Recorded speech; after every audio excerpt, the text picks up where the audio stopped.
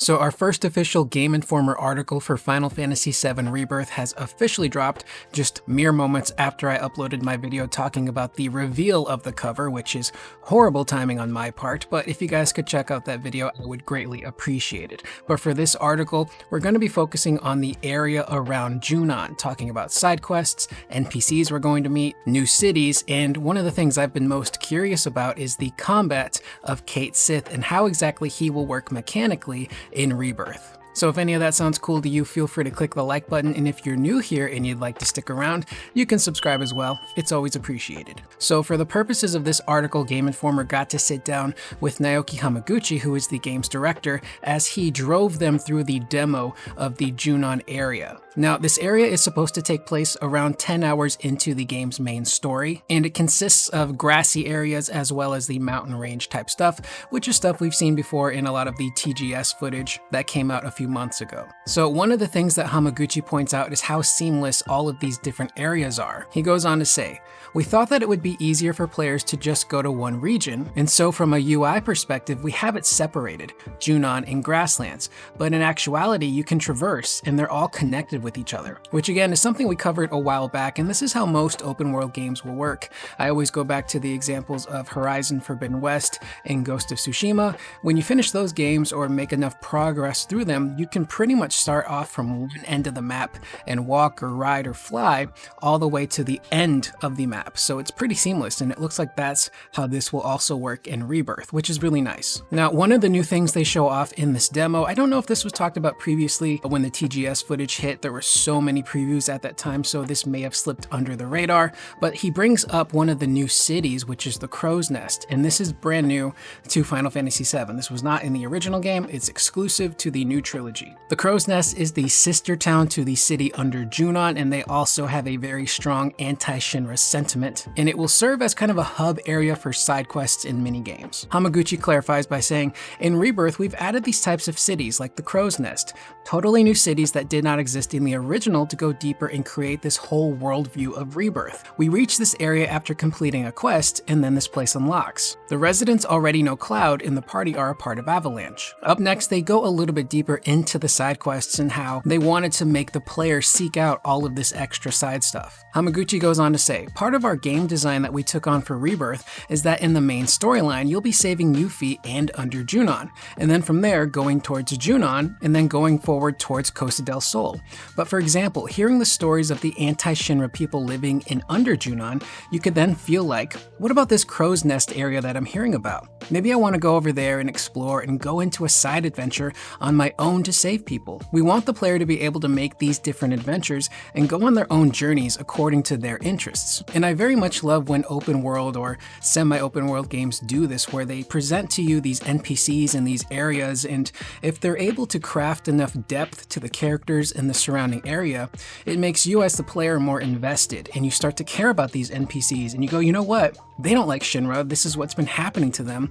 I very much want to pursue these side quests and story paths, not only to tie up the story and see where it goes, but to help out this area and fight back against Shinra. It makes you as a player feel so much more involved because you now have your own horse in this race, essentially. And that, again, is completely up to you. You might get to an area and figure out, I just kind of want to keep going with the story. I don't really care about this city or these people. I'm just going to skip all that stuff. Now, again, with the side quests, they really do emphasize how they're not there just to do them and get experience and do cool fights. They're there to build upon the relationships between Cloud and his entire party. And one thing that they do focus on here is that for every side quest, seemingly, Cloud will have a secondary protagonist with them, which we've seen in prior footage at Tokyo Game Show. For example, there was Cloud as the main protagonist, and then he brought Red 13 with him. There are going to be missions where you have Aerith as your side protagonist, or Tifa, or Barrett. So it's going to depend upon the area that you're in, and also the type of side quest that you do, I presume. And then whoever ends up being the secondary protagonist upon completing that side quest, it builds a bigger and deeper bond between Cloud and that specific character. So one of the side quests that they single out is that they get word that there is an active mercenary working in a lighthouse nearby. So they go to track down this mercenary to figure out, who is this person? What can we do to help? And on the way there, this is where they start to dive into the gameplay mechanics of Cait Sith and how exactly exactly he's going to control in battle. So just like in the original game, Cait Sith's mechanics will rely a lot on luck, and he can also summon the big Moogle body. And there's multiple ways that you can play as Cait Sith. You're going to be controlling the cat portion of Cait Sith in combat. You can jump on the Moogle and ride them. But what's really interesting is that when you jump off of the Moogle becomes AI controlled and it does its own thing. Now, the Moogle does have its own HP bar as well, and once that bar is depleted, Cait Sith will have to summon a secondary new Moogle to participate in battle. So being able to go back and forth between playing as just Cait Sith on the Moogle and riding him around with specific abilities, or jumping off and focusing more on the ground stuff and having the AI kind of take over for the Moogle body is going to be a really cool dynamic in combat when you're switching around from character to character, because you might have a specific moment where it might be more advantageous to jump off of the Moogle and just kind of let it do its own thing while you focus on using Cait Sith. Now, another ability that they focus on is called a Moogle mine, which is an ability where Cait Sith can shoot out all of these different ground mines, scattering them across the battlefield, which then explode. So that sounds like a really cool AoE type of attack. So Cait Sith, again, kind of seems like he's going to be that luck-based tank that can do that area of effect damage, which will always come in handy with big groups of enemies. Now, as they approach the lighthouse, they find out who this quote-unquote mercenary actually is, and yeah, you guessed it. It is Kirie from Final Fantasy VII Remake, the loudmouth girl who is spouting lies for Shinra against Avalanche and Wutai. And based on this article, I just recently learned this. I didn't know that she was also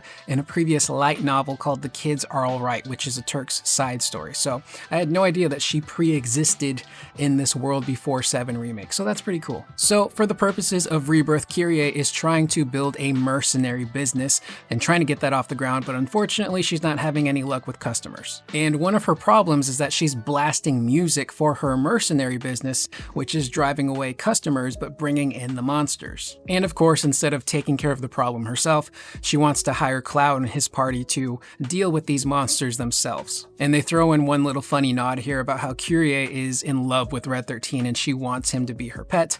Obviously, Red is not feeling that and he just wants to get away from this girl as fast as possible. And they go a little bit more in depth with this side quest in its battle, where you're going to be fighting the Flans, who are of course very iconic enemies in the Final Fantasy universe. They're all elemental based, so you've got water Flans, fire, ice, and of course you guys know what to do with those elemental Flans. Use the opposite spell to deal the most damage to take them out. They do note that as you're fighting these enemies, Kirie does taunt you in battle, which there's a fine line between annoying character taunting you and having fun and you wanting to just kind of completely mute that character. Now, once you beat the Flans, it's not over. Another group of enemies, the White Mouses, show up. Hamaguchi decides to summon Titan into battle. And while Titan is on the battlefield, Cloud teams up with Cait Sith for their specific synergy ability, which the author goes on to describe as a very silly sequence where Cloud mounts the Moogle grabs Cloud's Buster Sword, and the duo attacks the nearby White Mouse for massive damage, which is an image I need to see for myself.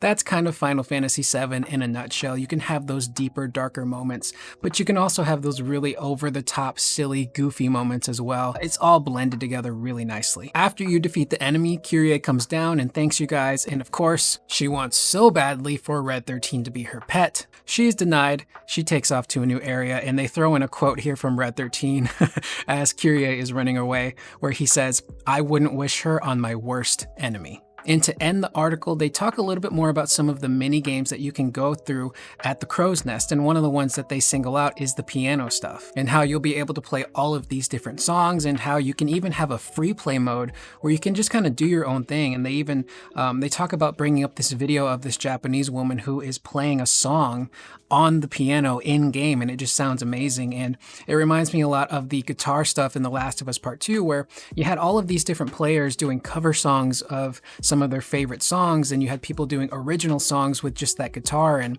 how in-depth and accurate it was. And it looks like the piano for 7 Rebirth will be the exact same. So I fully expect so many videos of people doing cover songs, or even crafting their own songs within the world of Rebirth on this piano that they then can upload to YouTube and actually turn into a real legitimate song. So that sounds super cool, very in-depth, and it had to have been just an absolute nightmare trying to craft craft this piano minigame system that some people aren't even going to play. And there is one very brief mention of Queen's Blood, but unfortunately, Hamaguchi is very tight-lipped on that and will not reveal any new information other than the fact that it will be similar to Triple Triad in the sense that different regions will have different skill levels for the enemies. So some enemies will be easy and some enemies will be very difficult. And with that being said, that is the end of this first article from Game Informer. A lot of cool stuff, and I kind of hope that the articles going forward are like this, kind of going a little bit more in depth with the stuff that we already knew about,